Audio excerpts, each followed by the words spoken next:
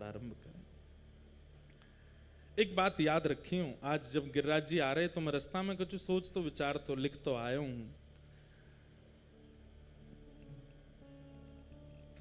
तो मन में एक बात आई कि हमारे शास्त्रन में अनेक तीर्थों की महिमा बताई गई। कहीं पर रहने की महिमा है कि वहां निवास करो, कहीं पर जन्म की महिमा है, कहीं पर प्राण त्यागने की महिमा है, कहीं पे पूजा करने की महिमा है, कहीं पे पिंडदान करने की महिमा, कहीं भोजन कराने की महिमा, कहीं स्नान की महिमा है। एकमात्र पूरे विश्व में हमारा वृंदावन ऐसा है जहां सबकी महिमा है। यहाँ रहवे की भी महिमा है, यहाँ खावे की भी महिमा है, यहाँ सोवे की भी महिमा है, यहाँ हंसवे की भी महिमा है, यहाँ रोवे की भी महिमा है। वृंदावन में तो रोवे की भी महिमा है। अरे कहां तक कहें, वृंदावन महिमामृत में तो सांस लेवे की भी महिमा है। वृंदावन में आप वृंदावन में प्रवेश करने के बाद जब श्वास लेते हैं तो उसकी भी एक महिमा है। वृंदावन में सबकी महिमा है। चलना फिरना, उठना बैठना, खाना पीना, हंसना रोना गाना, सबकी महिमा है वृंदावन में। ऐसा महिमामृत युक्त है। श्री प्रबोधानंद जी महाराज कहते हैं मैं महिमा किसकी लिखूं? अगर सोवे की महिमा बताऊं तो एक ग्रंथ केवल वृंदावन में सोवे की महिमा का है, वही पर ही आ जाएगा। हमारी आपकी जो सुसुप्ति है, हमारी आपकी जो निद्रा है, वो स्वामी श्री हरिदास जी के पास जब पहुंचती है तो वो मानसी बन जाती है। हम निद्रा में स्वप्न देखते हैं, हम निद्रा में लेट जाते हैं, पर स्वामी श्री हरिदास जी आसन लगा करके यमुना तट पर बैठ जाते हैं, वहां पर भी स्वप्न दिखता है, पर वो स्वप्न उनकी मानसी का होता है। और निद्रा की महिमा, वो मानसी में लीला प्रकट हो रही है।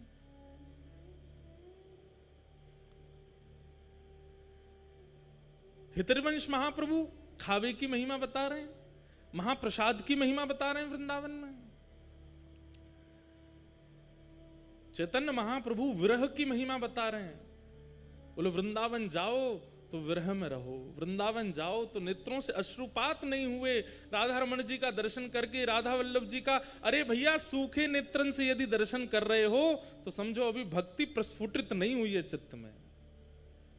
नेत्र गीले हों ठाकुर जी जब सामने हो, और जब तक गीले ना हो तब तक नाम त्यागो मत, तब तक गुरु सेवा छोड़ो मत। जब तक ठाकुर जी सामने आए नहीं और नेत्र गीले। अरे सामान्य बालक कुछ दिन विदेश नौकरी करके आता है तो मां के नेत्र सजल हो जाते हैं। पति 5 दिन के बाद यदि पत्नी से मिले तो पत्नी के नेत्र सजल हो जाते हैं। हमारा मित्र 2-2.5 महीना बाद हमको मिले तो हमारे नेत्र प्रेम से सजल हो जाते हैं। लेकिन कभी वृंदावन आकर के और श्री वृंदावन में प्रवेश करना तो बहुत दूर की बात है। राधा रमण जी के सामने जाके नेत्र सजल नहीं हुए। राधा वल्लभ जी को सूखे नेत्रों से देखे आए हम। इसका मतलब क्या है? अभी भक्ति प्रस्फुटित नहीं हुई है। अब केवल आडंबर कर रहे हैं हम बाहर का। वृंदावन में विरह की महिमा है, महाप्रभु जी कहते हैं। तो वृंदावन कैसा है? बोले यहां सबकी महिमा है, और उन सब महिमाओं का वर्णन करते हैं हमारे श्री प्रबोधानंद जी। इसलिए बहुत ध्यान से सुनिएगा कथा। यहां पर वृंदावन में अपराध क्या है, वृंदावन में प्रेम क्या है, वृंदावन में भाव क्या है, वृंदावन में योग क्या है, वृंदावन में जप क्या है, वृंदावन में सिद्धि क्या है, वृंदावन में प्रसाद क्या है, वृंदावन का नियम क्या है, सब बताया है। पूरा कहना तो बहुत असंभव है, पर कुछ कुछ सूत्र हम रोज सुनाएंगे, इसलिए ध्यान से सुनिएगा। एक बात। अब दूसरी बात,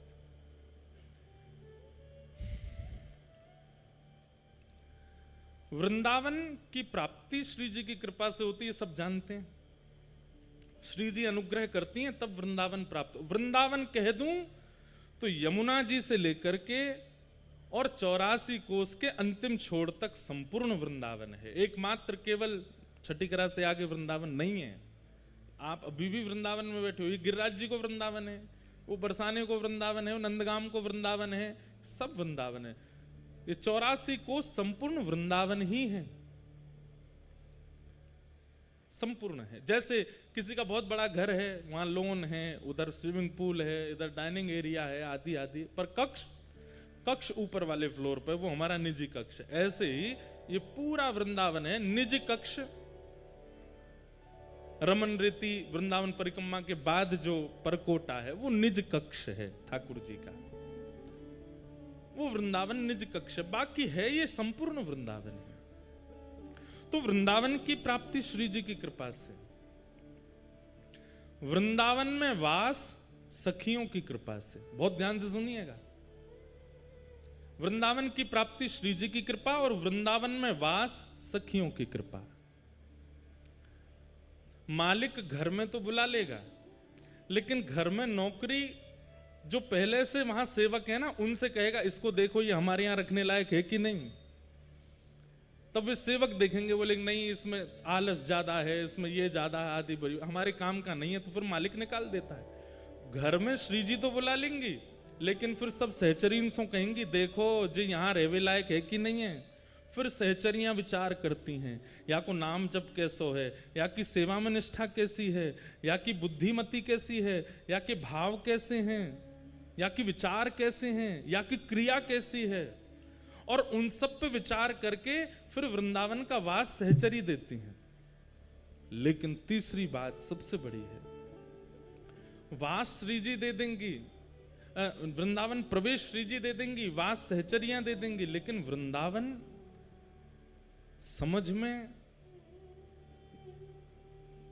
आचार्यों की कृपा से आएगा, रसिकों की कृपा से आएगा। वास बहुत लोग कर रहे हैं, वृंदावन भीड़ हो गई है। अब वृंदावन आते भी बहुत लोग हैं, उसमें भी भीड़ हो गई है, लेकिन वृंदावन को समझ नहीं पा रहे हैं, वृंदावन को जान नहीं पा रहे हैं, वृंदावन की महिमा क्या है, वृंदावन के वो अभी उससे अवगत नहीं है। ये मत सोचना कि हम केवल आपको कह रहे हैं, हम खुद को भी कह रहे हैं, पर ठाकुर जी की कृपा से, संत जनों की कृपा से थोड़ा थोड़ा भाव मन में आ रहे हो, तो जहां जाते हैं ना वहीं वृंदावन जैसा अनुभव कर लें। चाहे उड़ीसा जाएं, चाहे महाराष्ट्र जाएं, चाहे पंजाब जाएं, वहीं वृंदावन जैसी सुगंध आनी लगे। तो वृंदावन में आना, वृंदावन में वास करना भी बड़ी बात नहीं है, वृंदावन को समझना बहुत बड़ी बात है। और वो रसिकन की कृपा के बिना नहीं होगा। इसलिए किशोरी जी को प्रणाम करके, बिहारी जी को प्रणाम करके वृंदावन आ गए, वृंदावन वास मिल गयो। वही के अगले दिना से अब रसिकन की खोज करो और रसिकन की वाणी सुनो, उनकी सेवा करो। वे असली वृंदावन को अनुभव कराएंगे। आप रोज बिहारी जी को नियम रखें, रोज राधा वल्लभ जी को नियम रखें, रोज राधा रमण जी को नियम रखें, रोज वृंदावन परिक्रमा को नियम रखें। हम आपसे निवेदन कर दें हाथ जोड़ के, ये नियम बाद में रखना। सबसे पहले नियम क्या रखो, वृंदावन यदि प्राप्त है गयो है तो यहां रसिकन के पास जाओ, उनकी सेवा करो, उनके वचनामृत सुनो। तलहटी गोवर्धन की रही, तलहटी गोवर्धन की, नित प्रति मदन गोपाल लाल के, नित प्रति मदन गोपाल लाल के, चरण कमल चितलई है, चरण कमल चितलई है। रसिक प्रीतम हित चित की बातें, रसिक प्रीतम चित की बातें, गिरधारी जिसो कहिए, गिरधारी जिसो कहिए, तलहटी गोवर्धन की रही, तलहटी गोवर्धन की। श्री हरि राय महाप्रभु, जिनकी उनकी छाप के पदों में शब्द मिलेगा रसिक प्रीतम। हमारे वल्लभ कुल के महाराज जी, उनकी जितने भी पद हैं उनमें ये उनकी छाप है, रसिक प्रीतम। इन्हीं का पद है, नैनन में ही राखूं पिया तो है, तुमरी एक रोम की छवि पर जगत वार सब लाखूं, रसिक प्रीतम संगम की बातें काहू सो नहीं भाकूं। तो बात क्या है? वृंदावन की प्राप्ति श्री जी की कृपा से, वृंदावन में वास सखीन सहचरीन की कृपा से, पर वृंदावन का अनुभव ये तो रसिक संतन की कृपा से होएगा, ये तो रसिकन की कृपा से होएगा। उनको ढूंढो, उनके चरण वंदन करो। और ऐसी ही कृपा हुई हमारे श्री प्रकाशानंद सरस्वती जी के ऊपर श्री चैतन्य महाप्रभु के। महाप्रभु चैतन्य अपने संन्यास वेश के बाद दक्षिण यात्रा पर गए थे, और दक्षिण में हमारी संप्रदाय की प्रथम पीठ श्रीरंगम तिरुचि में जो है, तिरुचिरापल्ली में, वहां महाप्रभु जी विराज रहे थे। वहां पर ठाकुर जी पौढ़ानाथ शेषनाग पर पौड़े हैं। कभी कभी हम प्राचीन संतों की बातें सुनते हैं तो मन में एक भाव आता है, कितनी संप्रदायों में समरसता है। और आजकल देखो महाराज जी, आजकल लोग हमको ही डांटते हैं, आप श्री वैष्णव हो, आप हरिदासियों की बात क्यों करते हो मंच से, आप हरिवंशियों की बात क्यों करते हो, आप गौड़ियाओं की बात क्यों करते हो। क्यों ये सब भाव आते हैं? प्राचीन काल के आचार्यों के भाव सुनो, कहीं भी उनमें ऐसा मतभेद नहीं है कि ये हैं इनसे हमने, सब एक दूसरे के संग। अब हरिराम व्यास जी, वो तो स्वामी श्री हरदास जी के पास इतने विराजमान रहते, जबकि स्वयं हितरवंश महाप्रभु के अनुयायी। अपने पुत्र को तो दीक्षा ही उन्होंने स्वामी जी से दिलवाई। एक प्रसंग आता है कि स्वामी जी, हितरवंश महाप्रभु, रूप सनातन गोस्वामी आदि आदि ये सब लोग गिरिराज जी आए, यहाँ पर 56 भोग हुए थे, तो श्री गोसाई विठलनाथ जी ने 56 भोग में सबको आमंत्रित किया, सारे रसिक जन यहाँ पर आए। अभी हम प्रसंग सुन रहे हैं कि श्री चैतन्य महाप्रभु रामानु संप्रदाय के हमारे श्री वैष्णव मंदिर में दर्शन करने के लिए गए। तो पहले इतनी समरसता थी संप्रदायों में, आचार्यों में, अब पता नहीं क्यों मतभेद होता जा रहा है, और ये अच्छा नहीं है। देखिए, आपको अगर भगवत प्राप्ति आपका उद्देश्य है तो फिर ये इस प्रकार के पक्ष विपक्ष में मत रहिएगा। हम श्रेष्ठ हैं, वो अश्रेष्ठ हैं, हमारे यहाँ ऐसा, उनके यहाँ ऐसा, वो नहीं करना चाहिए, ये नहीं सुनना चाहिए, ऐसा नहीं। सबके भाव रखो। चैतन्य महाप्रभु दक्षिण गए,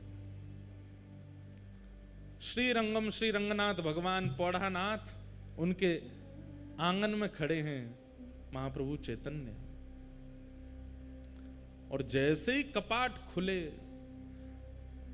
महाप्रभु जी की स्थिति ऐसी थी, अभी हम जगन्नाथपुरी के पास राउल केला से कथा करके आए हैं, तो महाप्रभु जी के भाव अभी तक चित्त में हैं। महाप्रभु जी की स्थिति ऐसी थी कि कोई कृष्ण कह भर दे, नेत्रों से अश्रु नहीं प्रकट होते थे, कहते हैं अश्रुओं की पिचकारी निकलती थी नेत्रों से, और वो जिस पे पड़ जाती थी उसके चित्त में भी कृष्ण प्रेम प्रकट हो जाता था। ऐसे महाप्रभु, सोचो उनकी दशा, जब वो मंदिर में जाते होंगे, ठाकुर जी को देखते होंगे, तो उनकी स्थिति क्या होती होगी।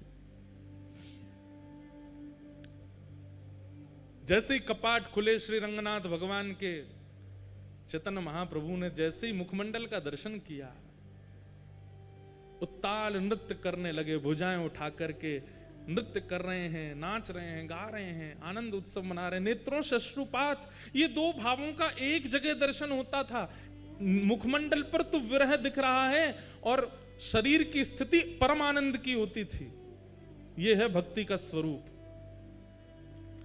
कभी कभी मन में आता है कि जब ज्ञान आता है ना, तो बाहर दिखने लगता है कि ये ज्ञानी व्यक्ति है। अहंकार आता है तो अहंकार दिखने लग जाता है, अहंकारी व्यक्ति है। कामी व्यक्ति का काम दिखने लग जाता है। भक्त की भक्ति क्यों नहीं निकल के आती है? उस भक्त की भक्ति उसके रोम रोम में प्रकट क्यों नहीं होती है, जैसे महाप्रभु जी की होती थी?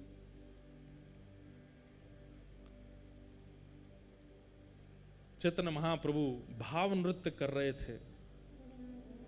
अब वहां कोई उनको कुछ समझ रहा है, कोई उनको कुछ समझ रहा है, लेकिन श्री रंगनाथ भगवान की आरती कर रहे श्री वेंकट भट्ट जी, गोपाल भट्ट जी के पिताजी, जिन्होंने श्री राधारमण लाल जी को प्रकट किया, ऐसे श्री गोपाल भट्ट जी के पिताजी श्री वेंकट भट्ट जी रंगनाथ प्रभु की आरती करने के बाद जैसे ही उन्होंने दर्शनार्थियों की ओर देखा प्रसाद वितरण के लिए, और दर्शनार्थियों में जैसी उनकी दृष्टि पड़ी श्री महाप्रभु चैतन्य पर, आप विश्वास नहीं करेंगे उनको क्या अनुभव हुआ।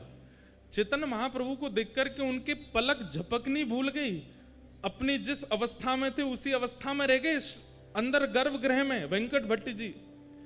और थोड़ी देर में वो क्या देखते हैं कि चैतन्य महाप्रभु तो अंतर ध्यान हो गए, साक्षात नारायण नृत्य कर रहे हैं महाप्रभु जी के रूप में, और वे अपने नेत्रों पर विश्वास नहीं कर पा रहे, अपनी आंख मीटते हैं, खोल के देखते हैं तो चैतन्य महाप्रभु हैं। और जैसे ही थोड़ी देर देखते हैं तो थोड़ी देर में ही गौर चैतन्य महाप्रभु श्याम हो जाते हैं और मानो जैसे नारायण ही नृत्य कर रहे हैं। जैसे ही गर्भगृह में देखते हैं तो गर्भगृह में देखते हैं कि ठाकुर जी शेष शैया पे है ही नहीं, वो तो बाहर नृत्य कर रहे हैं। कभी दोनों युगल नृत्य करते हैं, कभी एकांत में चैतन्य महाप्रभु नृत्य करते हैं। इस स्थिति को देख करके श्री वेंकट भट्ट जी पहचान गए कि ये कोई सामान्य नहीं है। इनके नृत्य को कोई सामान्य समझ रहा होगा, इनके भाव को कोई कुछ समझ रहा होगा, पर ये सामान्य नहीं है, क्योंकि मुझे जो अनुभव हुआ वो मैं कैसे कहूं।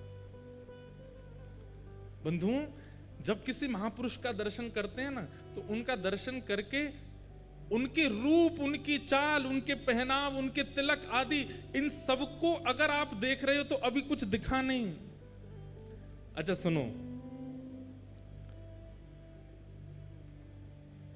हमारे बाबा गाते होंगे हरिप्रिया जी के पद, हरिप्रिया जी के पद सुने होंगे आपने।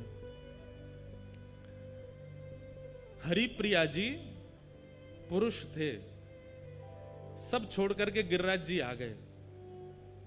राधा कुंड में उनके गुरुदेव विराजमान रहते थे, तो अपने गुरुदेव को प्रणाम करके बोले मुझे आपसे गुरु दीक्षा लेनी है। तो महापुरुष बोले राधा कुंड पे बैठे बैठे, बताओ तुमको क्या दिख रहा है। तो हरिप्रिया जी, पहले उनका पूर्व नाम कुछ और था, बोले माथे पर सुंदर उर्दपुंड है, गले में तुलसी की माला है, अद्भुत वस्त्र पहने हैं, आसन पर गुरुदेव विराज रहे हैं, करुआ पास में रखा है, ठाकुर जी की सेवा पीछे हो रही है। गुरुदेव बोले दीक्षा नहीं देनी, जाओ। और सुनो, दीक्षा की इतनी तुमको भूख है, जाओ गिरिराज जी की परिक्रमा लगा के आओ। लेकिन उनको इतनी इच्छा थी दीक्षा की, चले गए गिरिराज जी की परिक्रमा लगाई। परिक्रमा लगा करके 5-6 घंटे में लौट करके राधा कुंड जैसे ही पहुंचे, चरणों में प्रणाम किया, बोले गुरुदेव परिक्रमा हो गई, अब दीक्षा दे दो। उन्होंने फिर वही प्रश्न किया, क्या दिख रहा है तुम्हें? कुछ दिख ही नहीं रहा था। बोले माथे पर उर्द पुंड है, गले में तुलसी माला है, नीचे वस्त्र पहने हैं, पीछे ठाकुर जी की सेवा है, बगल में राधा कुंड है, इधर श्याम कुंड है, आदि आदि। फिर से जाओ परिक्रमा लगा के आओ, एक और परिक्रमा लगाओ। निष्ठा इतनी थी उनकी कि थके हारे थे, लेकिन फिर से चले गए परिक्रमा में। अब की बार उनको 6 की जगह 9 घंटे लग गए परिक्रमा करते करते, पैरों में छाले पड़ गए। 2 परिक्रमा में ये हालत हो जाती है। बेचारे गिरते पड़ते जैसे तैसे आए, प्रणाम किया, गुरुदेव अब दीक्षा दे दो।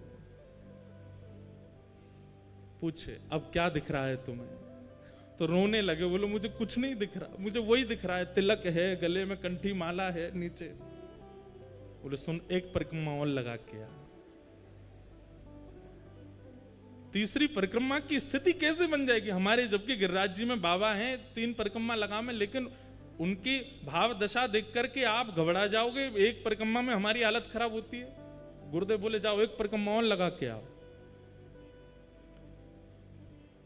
गुरु आज्ञा मान करके चले तो गए, लेकिन गुरु की आज्ञा पर संशय नहीं किया, गुरु की आज्ञा पर बिल्कुल विचार नहीं किया, अपने पैरों के फोड़ों पर, पैरों में छालों पर चिंता नहीं की। गुरु आज्ञा कर रहे हैं, कुछ तो होगा, निकल गए। तीसरी बार जैसे वो जाने लगे तो उनके गुरुदेव पीछे बैठे बैठे देख रहे थे, उनके चरण की ओर देखा, छाले पड़े हैं। स्थिति चलने की नहीं है और मैंने परिक्रमा की आज्ञा दी है, 22 किलोमीटर लगा के आनी है, तब दीक्षा मिलेगी, और ये चल दिया। तुरंत मन में आ गया भाव, श्री जी या पे कृपा करो। अब जैसे ही वो गिरिराज जी की परिक्रमा में गए तो उनको पहले तो लोग दिख रहे थे, पहले तो माताएं दिख रही थी, पहले तो भाई लोग दिख रहे थे। अब पता, अब लिख रहा है कि सब सहचरियां हैं, सब किसी के हाथ में चंवर है, किसी के हाथ में बीड़ा है, किसी के पास कुछ है, किसी के पास, सब अलग अलग दिख रहे हैं।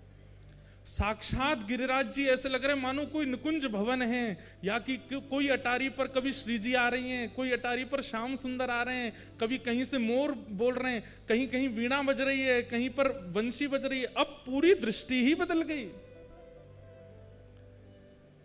24 घंटे लगे उनको और वृंदावन में संपूर्ण ब्रज का दर्शन कर लिया, संपूर्ण निकुंज लीला का दर्शन कर लिया।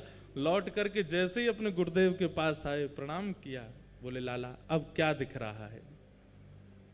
तो अपने गुरुदेव को देख के कहते हैं, एक सखी विराज रही है, सुंदर नथनी पहनी है, कानन में कुंडल है, नेत्रन में काजल लगे हैं, सुंदर चुनरी ओढ़ी है, पीछे दर्पण है, बहुत सुंदर मणिमंडित नीचे सब फर्श है, यहां श्याम कुंड है, यहां राधा कुंड है, और मेरे गुरुदेव की गोद में प्रिया प्रियतम दोनों विराजमान है।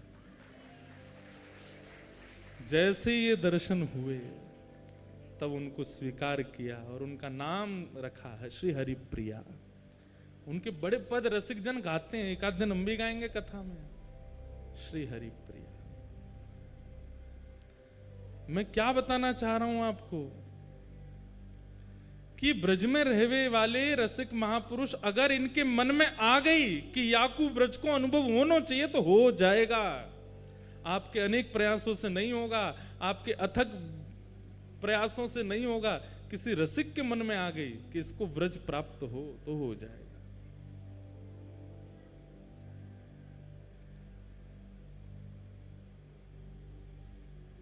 और उसके लिए उनका रूप, उनका श्रृंगार, उनका चंदन, उनका तिलक, उनके वस्त्र वो सामान्य नहीं दिखेंगे, उसमें कुछ अद्भुतता का अनुभव होगा। और जब तक वो अद्भुतता नहीं दे, जबरदस्ती की मत देखियो, कोई महापुरुष जा रहे हैं तुम जबरदस्ती दे, ये तो देखो नथनी पहन के जा रहे हैं, कानन, जबरदस्ती नहीं देखना है। आपकी दृष्टि पड़ी और अपने आप दृष्टि में कुछ ऐसा भाव है, जरूरी नहीं सहचरी भाव में ही दिखें, किसी अन्य भाव में भी दिख सकते हैं। और तब तक वो भाव प्रकट नहीं होगा जब तक आपका साधन, आपका सेवा, आपकी रसिकन की संग ये सुदृढ़ नहीं होगी, तब तक ये दर्शन नहीं होगा। हम आप सब तो सही बताएं, जबरदस्ती बस आ गए वृंदावन में, हम लोगों को अनुभव है ही नहीं रहे हो कि भी। गोपाल भट्ट जी के पिताजी वेंकट भट्ट जी ने महाप्रभु जी को देखा। श्री रंगनाथ भगवान की निज सेवा करने वाले वेंकट भट्ट जी बाहर आए और आकर के हाथ जोड़ के कहा, आप कौन हैं? मैं जब से आपको देख रहा हूं मेरे नेत्र आपसे हट नहीं रहे हैं। आप में एक दैवी आकर्षण है जो मुझे खींच रहा है अपनी ओर। मैं नित्य नारायण की सेवा करता हूं, मेरा उनके प्रति जो ध्यान रहता है वैसा ध्यान मेरा आज तक किसी व्यक्ति विशेष के प्रति हो ही नहीं सकता, पर मुझे जैसी भावना उनमें लगती है वैसी आप में लग रही है। आप कौन है? तब महाप्रभु जी ने अपना परिचय दिया। बोले हम अभी विरक्त वेश में हो गए हैं और दक्षिण दर्शन करने के लिए आए हैं, तो यहां पहुंच गए। वेंकट भट्ट जी ने निवेदन किया, बोले कि आप बस एक कृपा कर दीजिए, क्या कहाँ रहेंगे यहाँ पर? कोई निवास स्थान? बोले अभी तो कुछ नहीं। बोले हमारे घर चलिए ना, वहीं विराजिएगा, हम पर कृपा कर देना।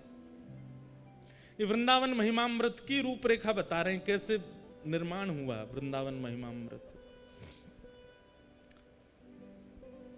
चैतन्य महाप्रभु वेंकट भट्ट जी के घर गए। वेंकट भट्ट जी के सुपुत्र हैं श्री गोपाल भट्ट। भगवान की गुण मंजरी। महाप्रभु जी जैसे ही घर पहुंचे, उनकी पत्नी, उनके रिश्तेदार सबने महाप्रभु जी का दर्शन किया, लेकिन जैसे ही श्री गोपाल भट्ट जी ने दर्शन किया, गोपाल भट्ट जी तो मानो जैसे उनकी भी स्थिति ऐसी हो गई, पलक झपकना भूल गए, पैर धर कहीं रहे, जा कहीं रहे, देख करके अपने अपने अपने वश में अपना शरीर नहीं है, ऐसी स्थिति हो गई। मैं एक बात कहा करता हूं, आचार्य चरणों के सन्मुख जाकर के अगर आपको ये याद रहा कि मैं किस कारण से आया था, मुझे क्या पूछना था, मुझे क्या बताना था, इतनी सुध-बुध है तो समझो अभी कृपा ना भाई, विस्मृति हो जाए, भूल गए सब, तब समझो कि हां अब दर्शन भये महापुरुष के। भूल गए, प्रश्न याद नहीं आ रहा है, क्या सोच के आए थे भूल गए, लाए थे माला लेके आए थे, प्रसाद लेके आए थे, दक्षिणा पोशाक कुछ अर्पित कर, कुछ पता ही नहीं चल रहा है, उठा कुछ रहे हैं, धर कुछ रहे हैं, ऐसी स्थिति हो जाएगी। गोपाल भट्ट जी छोटे से हैं, अभी ज्यादा आयु नहीं है, लेकिन महाप्रभु जी को देख करके उनकी स्थिति ऐसी हो गई कि बस यही मेरे सब सर्वस्व है। इस सर्वस्व की भावना उनके प्रति प्रकट हो गई। महाप्रभु जी का एक वैष्णव भाव से जैसा सम्मान होना चाहिए, पूरे परिवार ने किया, माला पहनाई, चंदन लगाया, पोशाक उड़ाई, चरण धोए, सबने चरणामृत पिया। गोपाल भट्ट जी के मन में एक भावना आ गई, जब चरणामृत बांट रहे थे तो सबको थोड़ा थोड़ा ही दे रहे थे, मतलब जैसे एक ही बूंद गिरे, क्यों, जितना बच जाएगा सब मैं पी जाऊंगा, सबको बांट दूंगा तो मेरे लिए नहीं बचेगा, ऐसी भावना चित्त में आ गई। तो सब लोग हाथ पसार के खड़े, चरणामृत दो महाप्रभु जी का, तो गोपाल भट्ट जी छुआते हैं और न्यों देते हैं, एक ही बूंद गिरती है, अरे और दो, और नहीं इतना ही लो, और जैसे सब में बांट दिया पता चली सब हो गया, जितना बचा सब पान कर गए स्वयं ही।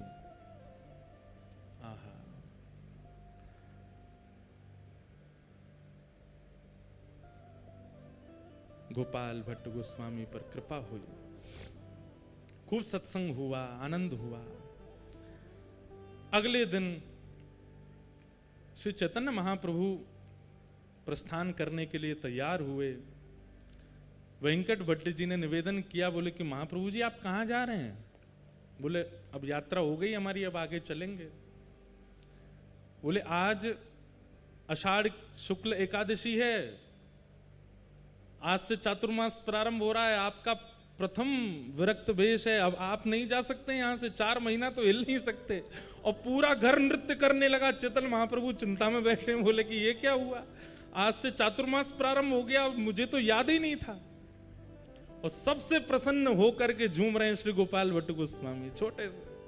बोले ये तो हम पर कृपा करने के लिए ऐसा योग बना है कि आप भूल गए और वो दिन आ गया कि अब आपको यहीं रहना पड़ेगा।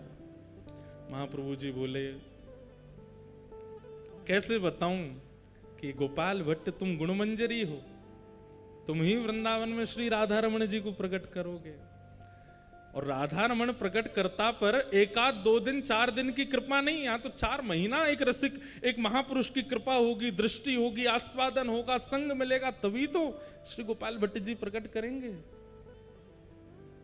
श्री गोपाल भट्ट की हृदय वेदना प्रगट्यो शाले ग्राम, रूप सुधा को खान हमारो श्री राधा रमण जी। इतनो प्यारो ठाकुर मिलो है, क्योंकि महाप्रभु जी की। और देखिए कृपा भी कहां, दक्षिण में जाकर के श्री वेंकट भट्ट जी के यहां रंगनाथ मंदिर के पुजारी के घर के बालक के ऊपर। वृंदावन स्वयं चुनता है, आप वृंदावन को नहीं चुनते। वृंदावन को अगर आपको चुनना होगा तो आपको रसातल से लिया जाएगा कि आओ भाई वृंदावन में रहो।